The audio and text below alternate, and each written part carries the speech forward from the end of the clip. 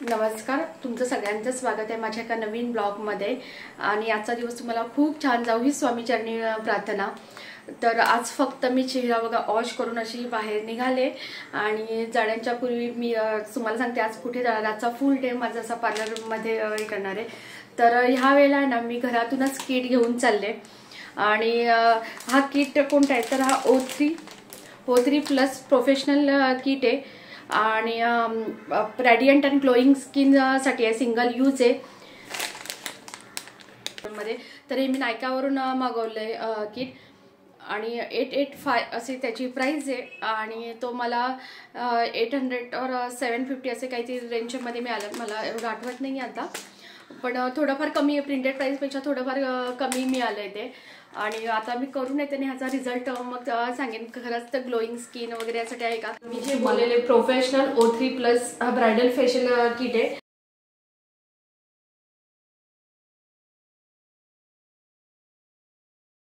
साठी। तर ह्याच्यामध्ये ना 10 स्टेप्स आहेत। फर्स्ट आहे क्लिन्झिंग फोम, डिटॅन पॅक आहे, ब्राइटनिंग टॉनिक आहे, ब्राइटनेस अँड मसाज क्रीम आहे आणि सिरम आहे, पुन्हा फेशियल मास्क आहे, पुन्हा पॉवर मास्क आहे, पावडर आहे, पुन्हा अर्बिटेन जेल सिरम आहे अजून एक, पुन्हा पावडर मास्क आहे आणि ब्राइटनिंग क्रीम SPF 30 असे 10 स्टेप्स आहेत त्याच्यामध्ये। तर मी म्हटलं आज बाहेरच जाऊन करते, फक्त हे किट मी तेवढं ऑनलाईन घेतलंय आणि तर मला रिझल्ट सांगते मी। तोपर्यंत बाय बाय। तर मी ना पार्लरमध्ये जाऊन छानपैकी असं फेशियल करून आले। घरी पण करू शकले असते, पण घरी त्याचे एवढ्या स्टेप्स होता, 10 स्टेप्स, आणि म्हटलं चला पार्लरमध्ये जाऊन करूया, थोडेफार पैसे सेव्ह होतात आपले, कारण आपण जो किट मी जो घेतलाय तो ऑनलाईन घेतलाय, त्याच्यामुळे ऑफरमध्ये थोडेफार पैसे कमी जास्त होतात, त्यामुळे नक्कीच पॅक ऑर्डर करून फेशियल घेतलेलं परवडतं केलेलं। तर ते O3 plus bridal facial kit होतं आणि त्याचा इतका छान असा रिझल्ट आला ना, मला फारच आवडला। म्हणजे स्किन अशी ग्लो जास्त होत नाही, पण फेअर तर नक्कीच असं वाटतंय जास्त। आणि टॅन मेन म्हणजे भरपूर असा टॅन रिमूव्ह झाला।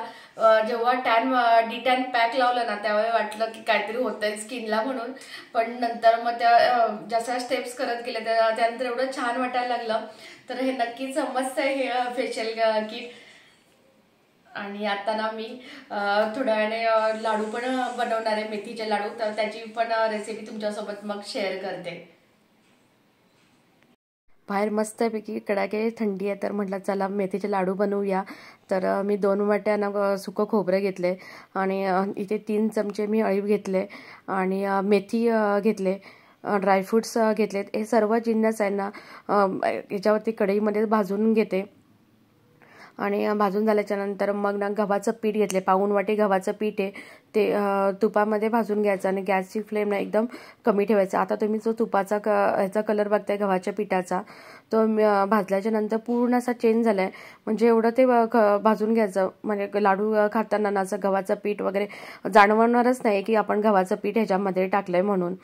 आणि बरेच जण हे लाडू करताना ना मेथी वगैरे भिजत टाकतात, तर मी हे काहीच असं केलं नाहीये, तरी सुद्धा हे लाडू एकदम चविष्ट होतात। इथे मी तूप घेतले आणि तुपावरती सर्व डिंक आहे ना ते तळून घेतले, जवळपास 50 ग्रॅम मी डिंक घेतले आणि हे सर्व जिन्नस आहे ना करताना गॅसची फ्लेम स्लो ठेवले, म्हणजे हे डिंक व्यवस्थित तळून येतं आणि जर तळलं गेलं तर त्याची पावडर पण छान होते। डिंक तळून झाल्याच्या नंतर त्याच तुपामध्ये मग मी खारीक पावडर टाकली, 200 ग्रॅम ही खारीक पावडर आहे आणि ही पण तुपावरती भाजून घेतली, तिचा पण थोडाफार असा कलर चेंज होऊन दिला। हे लाडू कसे पण करा एकदम चविष्टच होतात, कारण हे जिन्नस आपण जे टाकतो ना ते ऑलरेडी एवढे चविष्ट असतात। तर मिक्सरच्या भांड्यामध्ये ना मी हे घेतलंय, डिंक घेतले, आता त्याची पावडर करून काढते।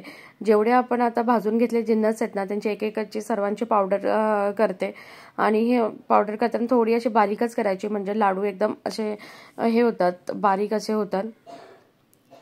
आणि आता त्या मेथी पण घेतले, खोबरं घेतलं आणि ह्याचं ड्रायफ्रूटची पावडर, अशी सर्वांची पावडर एका परातीमध्ये काढून घेते। तर ही बघा ही ह्याची डिंकाची पावडर केवढी छान अशी बारीक झाले। हे खोबरं आहे, आता खोबऱ्याचं पण असंच बारीक करते। तर बरेच जणांना असं वाटतं की मेथी भिजत टाकलेली नाही तर लाडू हे होतील की काय, कडू होतील की काय, पण या पद्धतीने जर लाडू केले तर लाडू बिलकुल कडू होत नाहीत, म्हणजे जास्त कडू होत नाहीत लाडू. आणि मेथीच्या पावडरचं प्रमाण आहे ना जसं आपल्याला पाहिजे तेवढं आपण त्याच्यामध्ये ॲड करत जायचं. तर मी ही जी पाऊण वाटी मेथी घेतली आहे ना ती बघा एकदम बारीक अशी फाईन पावडर केले आणि ह्या मिश्रणामध्ये मी हळूहळू ॲड करत जाणार आहे. तर आता हे करताना ना पहिल्यांदा सर्व जिन्नस मी मिक्स करून घेते आणि एकदम खरपूस भाजून घेते. खसखस टाकले 2 चमचे आणि हे बघा गव्हाचं पीठ एक खारीक पावडर आहे असं छानपैकी भाजून झाले. आता एका साईडला पुन्हा कढई तापत ठेवली आणि त्याच्यामध्ये अर्धा किलो असा गूळ टाकेन आणि तूप टाकेन. हे सर्व एकत्र असं एकजीव होऊन द्यायचं. तुपाचा पाक मी होऊ द्यायचा नाही आहे, जस्ट आपल्याला फक्त तूप आणि गूळ एकत्र मिक्स करून घ्यायचे. ही सावी पण हे लाडू खाते, म्हणजे आमच्या घरी सर्वजण लाडू आवर्जून खातात आणि खरंच एवढे छान असे होतात ना. आणि हेल्दी मेन म्हणजे ह्याच्यातला प्रत्येक जो आपण वापरलेला पदार्थ आहे त्याला स्वतःचं काहीतरी गुणधर्म आहे आणि या थंडीमध्ये एनर्जी येण्यासाठी किंवा जे असे आजार होतात हाडांचे वगैरे, सांधेदुखी वगैरे त्यासाठी एकदम उत्तम आहे. आणि बाळंतीणला म्हणाल तर एकदम बाळंतीण पण हे लाडू खाऊ शकते. मी जेव्हा स्वतः हे सावीच्या वेळेला मी स्वतःच हे लाडू केले आणि मी स्वतःच खाल्ले आणि त्यामुळे लाडू कोणीही कुठल्याही एज ग्रुपची माणसं हे लाडू बनवून खाऊ शकतात. तर मी जे आता तूप आणि गूळ एकत्र केले ते आता मी मिक्स करून त्या मिश्रणामध्ये टाकते, जे आपण भाजून घेतलेले पावडर आहे त्याच्यामध्ये, आणि हळूहळू टाकून घ्यायचं. म्हणजे ते कोमट असतानाच टाकायचं त्याच्यामध्ये, म्हणजे लाडू असे पटकन वळतात. आणि आता मी टाकून घेतलं त्याच्यामध्ये आणि असं मिक्स करून घेते. हे बघा असं व्यवस्थित असे मिक्स करते. आणि आता एवढं हे झालं. त्यातली मेथी बघा एवढीशीच मेथी मी उरली, म्हणजे आपण थोडंसं टेस्ट घेत असं टाकत जायचं जेवढी आपल्याला अंदाज येतो की ह्याला केवढी मेथी लागेल म्हणून. जर आपल्याला जास्त जर थोडं ॲड करत गेलं ना की आपण कडू पण होत नाहीत, आपल्याला जेवढं पाहिजे तेवढ्याच टेस्टचे बनतात. आणि एका हाताने पण असे मी सर्व लाडू वळून घेते. हे बघा पटकन असे लाडू वळतात, काय जास्त मला कष्ट घ्यायला लागत नाही आहेत. एका हातानेच हे करते. माझी फ्रंट कॅमेऱ्याची क्लॅरिटी चांगली आहे म्हणून मी फ्रंट कॅमेऱ्याने शूट करते, त्यामुळे एका हातात माझा कॅमेरा आहे आणि एका हातानेच मी हे सर्व लाडू वळते. असे पटकन असे माझे जवळपास 15 ते 20 मिनिटात हे मी सर्व लाडू वळून झालेत माझे. फक्त जिन्नस भाजायलाच वेळ जातो जास्त. आणि आजचा माझा ब्लॉग आवडला असेल तर नक्की चॅनल सबस्क्राईब करा. Bye bye.